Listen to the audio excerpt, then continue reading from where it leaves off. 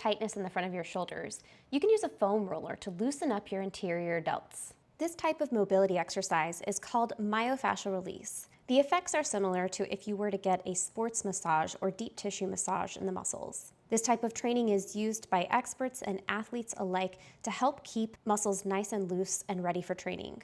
The goal of this variation is to target and loosen up the anterior delts in the front of your shoulders. Begin by placing the foam roller on the ground so that it's tracking up and down along the line from your hips to your shoulders.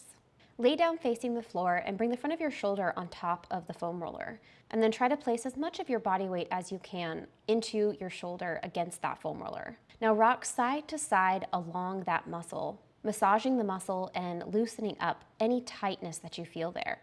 Stop over any points of tension that you feel or any catches and put a little bit more pressure there.